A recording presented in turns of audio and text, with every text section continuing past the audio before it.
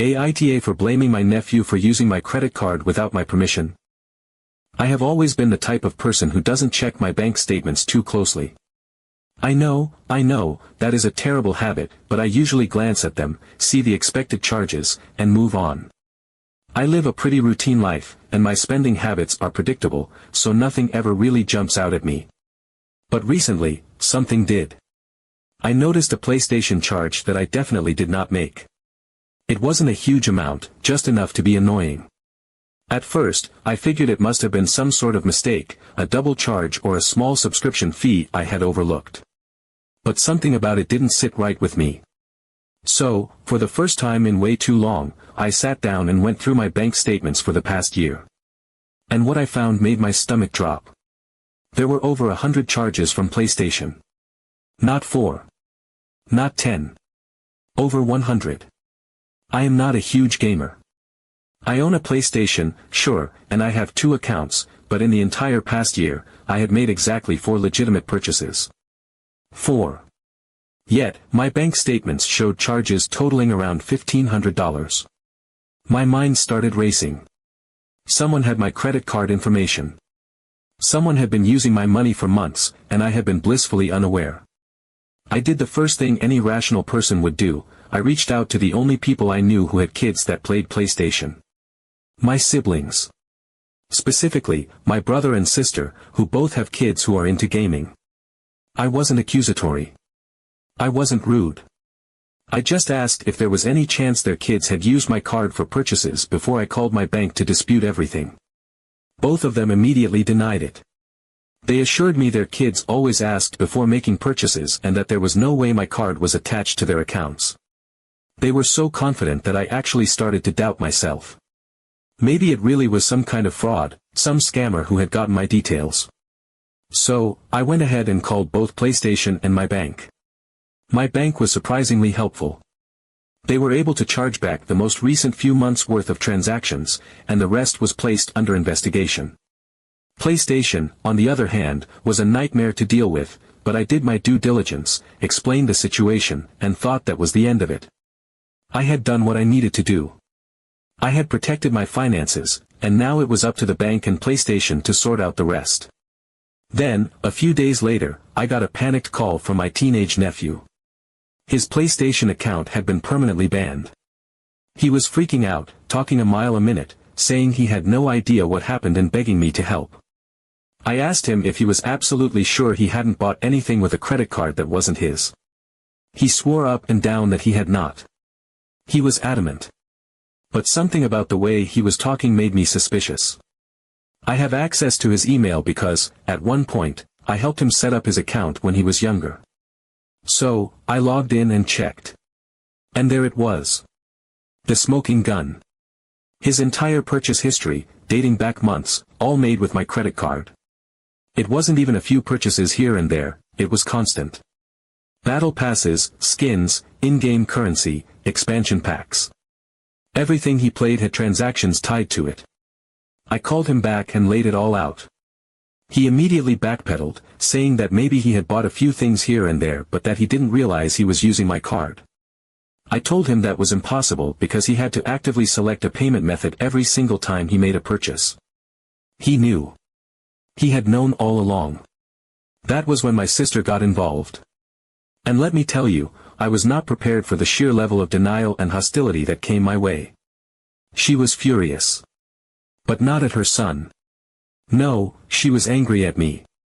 She claimed that I must have added my credit card to his account at some point, that this was all my fault for not removing it, and that I had no right to dispute the charges.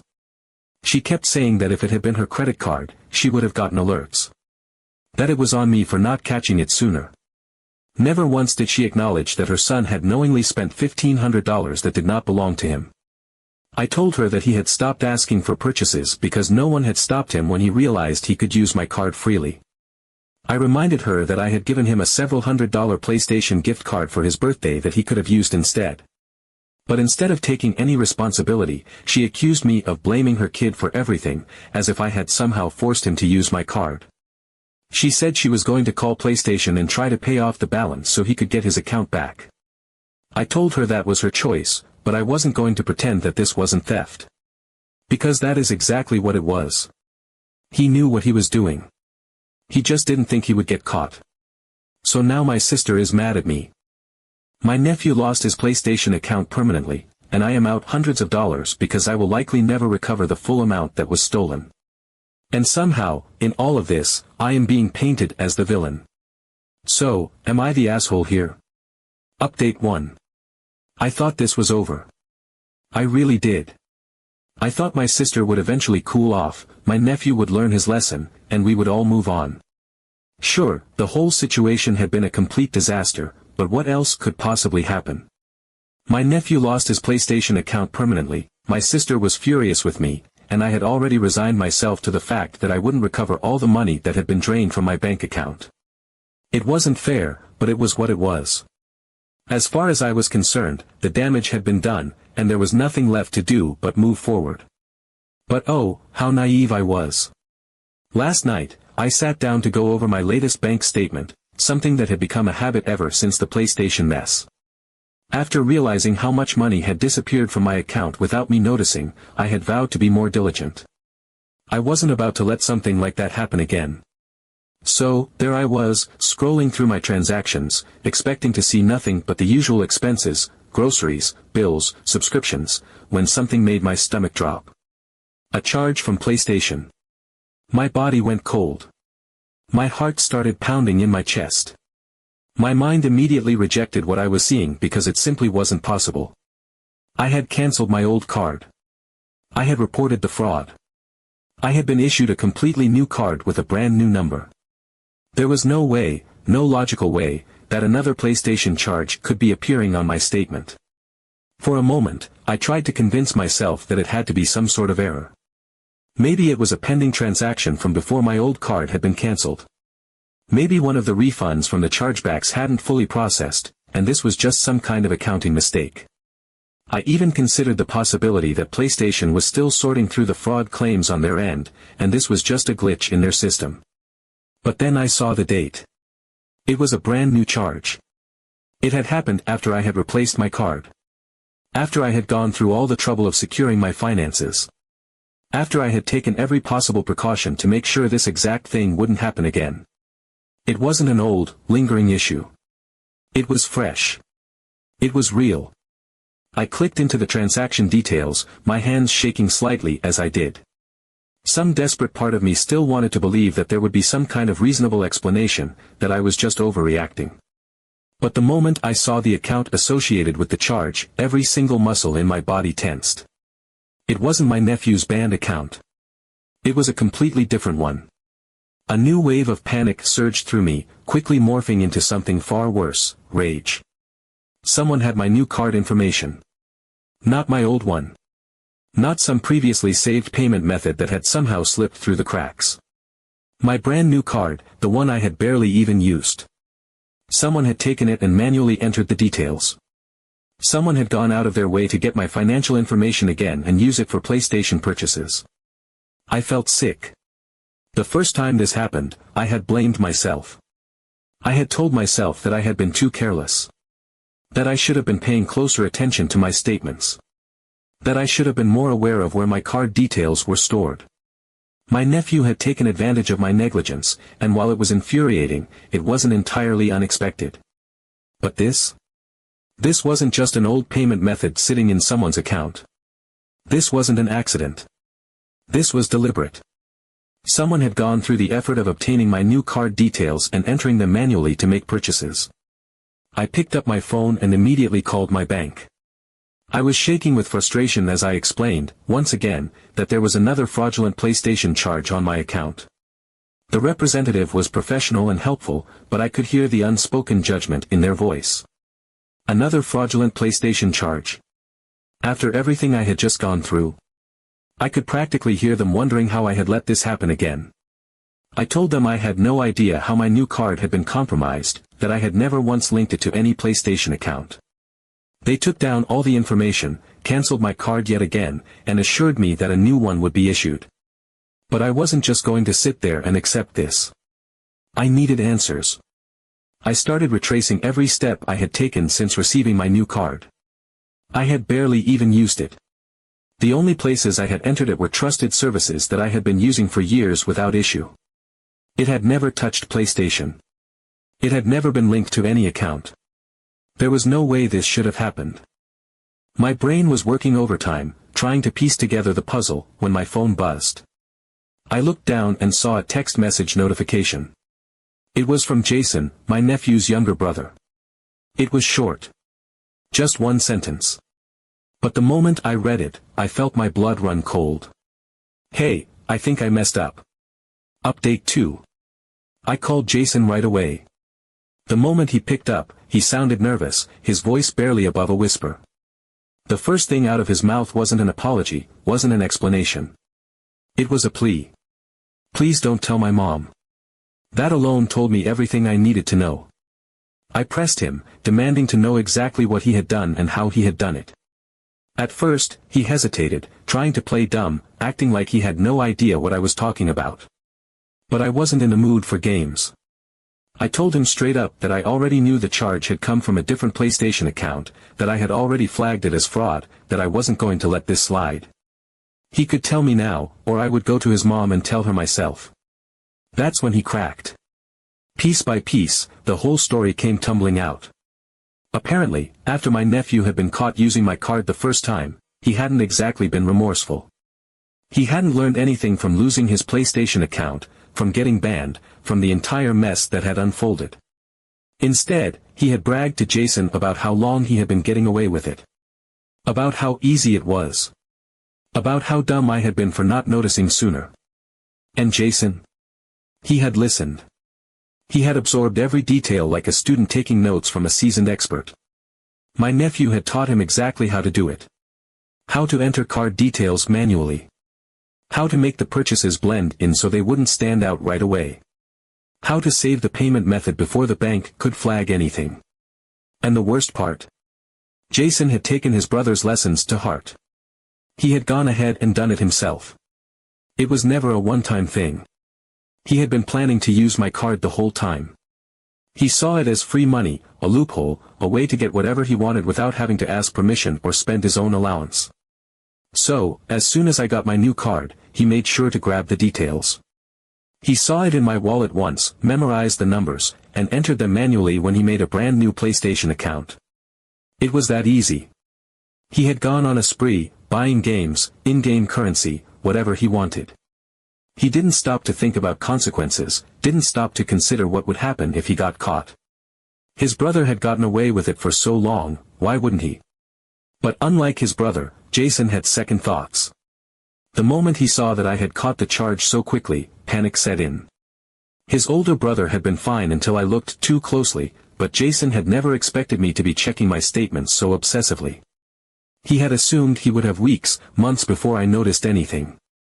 Instead, I caught it almost immediately. And now, his stomach was in knots because he knew exactly what was coming next. I was furious. Beyond furious. My nephew hadn't just stolen from me. He had turned it into a skill, a trade, a legacy to be passed down. He had mentored Jason in fraud like some kind of criminal mastermind, and Jason, eager to follow in his brother's footsteps, had jumped right in without a second thought. I didn't care how old they were. This wasn't some innocent mistake. This wasn't a misunderstanding. This was deliberate. And I was done playing nice. I called my sister immediately, convinced that this time, she would have no choice but to take responsibility. Surely, now that both of her kids had been caught red-handed, she would finally see the truth. She would understand how serious this was. She would take action. Oh, how wrong I was. Her response was instant and dismissive. They're just kids. You're the adult. You should have been more careful. I felt my entire body tense with rage. That was it. That was her takeaway. Not that her kids had stolen from me. Not that they had done it twice. Not that they had actively learned how to defraud me and then passed the knowledge down like a family tradition. No. To her, the real issue wasn't what they had done, it was that I had let it happen. I couldn't believe what I was hearing. She refused to believe that Jason had done anything wrong. She accused me of being dramatic, of making a big deal out of nothing, of blowing this way out of proportion. Kids make mistakes. They don't understand money the way adults do. I should have just locked my card down better. I should have been paying closer attention. It wasn't their fault that I hadn't been more cautious. I shut that conversation down fast. I told her that this wasn't about me being careful. This wasn't about a simple mistake. This was theft. Her kids had knowingly and willingly stolen from me. They weren't confused. They weren't unaware of what they were doing. They knew exactly what they were doing, and they had done it anyway. She wouldn't hear it. She actually had the audacity to suggest that I must have accidentally given them my new card information at some point. That there was no way Jason had memorized it from my wallet. That this was all just some misunderstanding. I couldn't take it anymore. If she wasn't going to do anything about it, then I was. Update 3. I had no choice. There was no more room for discussion, no more family goodwill, no more trusting that my sister would step up and handle things like a responsible parent. She had made it painfully clear where she stood. This was my fault, not hers. Her kids weren't thieves. They were just kids, and I was the unreasonable one for expecting any sort of accountability. So, I did what I should have done the moment this all started. I filed a formal fraud report with my bank. I laid everything out in detail, from the initial theft by my older nephew to Jason picking up where his brother had left off. I provided every fraudulent charge, every bank statement, and every bit of proof I had. I made it clear that this was not a misunderstanding or an accident. This was theft. Intentional, repeated theft. The moment I submitted the fraud report, I made a decision. No more chances. No more access. No more family trust. My sister and her kids were officially cut off. For years, I had let things slide. I had been the good sibling, the generous uncle, the easygoing one who was always willing to help out. But that goodwill had been exploited, twisted into something ugly. My kindness had been taken as a weakness, my trust as an invitation to be used. That was over. I would never again let myself be put in a position where I had to clean up their mess. A few days later, my phone rang. It was my sister, and she was absolutely livid. At first, I almost didn't answer. I had no interest in dealing with another round of her denial and blame shifting. But something told me this wasn't just another attempt to guilt-trip me. There was something different this time. So, I picked up. The moment I said hello, she was screaming. Her voice was shaking with rage, her words barely coherent as she unloaded on me. She couldn't believe I had reported the charges. She couldn't believe I had gone through with the fraud claim. She was dealing with frozen funds now because, surprise. Her bank account had been flagged too. Because Jason, in all his reckless spending, hadn't just used my card. He had used hers too. The audacity of this child. I could barely process what she was saying at first. Between her shouting and my own disbelief, it took a moment for everything to sink in. Jason had stolen from me, yes, but he hadn't stopped there. He had taken from his own mother, using her credit card the same way he had used mine. And now, because I had reported the fraud, her bank had flagged the transactions on her account as well. Her funds were frozen. She was under investigation. And instead of recognizing the real issue, the fact that her son had stolen from both of us, she was blaming me. It was my fault for reporting it. My fault for not keeping it quiet. My fault for letting it escalate to the point where she was now facing consequences. I had heard enough. I cut her off, my voice calm but firm. If she had actually disciplined her kids instead of defending them, none of this would have happened. Then I hung up. That was it. That was all I had to say. I knew, even before she called, that she wouldn't take any responsibility. That she would twist it around and make it about how unfair it was for her to have to deal with financial stress. But hearing her in real time, screaming at me because she was facing the exact same mess I had been dealing with for weeks, made me realize just how deep her delusion ran.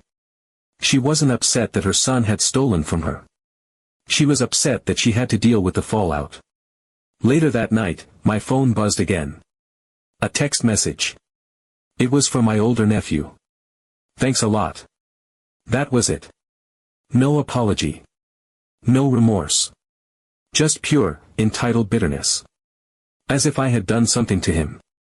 As if I had wronged him by refusing to let him keep stealing from me. I stared at the message for a long time before making my decision. I blocked his number. He wasn't sorry. He wasn't even pretending to be. He had been caught red-handed, lost his account, and instead of accepting responsibility, he had moved on to being bitter that he had gotten caught in the first place. But Jason? Jason was different. I spoke to him separately, and for the first time, I saw something resembling actual guilt. He wasn't defensive like his older brother. He wasn't angry at me for reporting him. He wasn't blaming anyone else. He admitted what he had done. He admitted that he had gotten carried away, that he had known what he was doing was wrong, that he had let the excitement of getting away with it cloud his judgment. It didn't change what had happened, but at least he understood that there were consequences. At this point, though, it was out of my hands. Whether he was sorry or not, the fraud report had been filed. The banks were handling the situation now, and I was done trying to fix what wasn't my responsibility to fix. I had spent too much time being the reasonable one, the forgiving one, the one willing to look past things for the sake of keeping the peace. That time was over. If my sister wanted to believe her kids were innocent, if she wanted to pretend that I was the bad guy for protecting myself, then so be it. She could deal with the consequences. Update 4. I wasn't planning on updating again. As far as I was concerned, the damage had been done, the decisions had been made, and my sister's family was officially out of my life. I had accepted that I was never going to see the money that had been stolen from me. It was gone, written off as a painful lesson about trusting the wrong people. I had moved on, content in the knowledge that I would never allow myself to be put in that position again. But then something happened that I never expected. I actually got my money back. It had been days since I filed the fraud report, and I hadn't thought much about it. My focus was on distancing myself from the mess my sister had created, not on hoping for any kind of resolution. But then an email came in from my bank, and as soon as I saw the subject line, my breath caught in my throat. The fraud case had been fully investigated. Every transaction had been reviewed. And since the purchases were proven to be unauthorized, I was entitled to a full reimbursement. Not just for the most recent charges. Not just for the last few months. The entire $1,500. I read the email twice, then a third time, barely believing it. I had assumed that, at best, the bank might refund some of the more recent transactions, the ones I had caught early. I had prepared myself for the standard corporate response of, "We can't go back too far," or, "There's nothing we can do." But instead, they had gone all the way back. Every single stolen dollar had been restored to my account. And the best part? The bank had placed the financial liability on my sister's account. It turned out that, in her absolute refusal to take responsibility for her kids' actions, she had actually sealed her own fate. When she had called the bank, full of righteous indignation, trying to argue that this was my fault, she had let something slip. She had admitted that she knew her kids had made the purchases. That alone had been enough to change the bank's stance. By acknowledging that she was aware of the transactions but still defending them, she had removed any doubt that this was a case of true fraud. To the bank, this wasn't just some random credit card theft, it was an ongoing issue she had enabled. That was all they needed. The liability was shifted to her. She was the one dealing with chargebacks, with account freezes, with the bureaucratic nightmare that came with contesting fraudulent activity. I didn't even have to fight for it. The very thing she had used to argue against me, that it wasn't a big deal, that she knew about it, was what made her fully responsible in the bank's eyes. A few hours later, she left me a furious voicemail.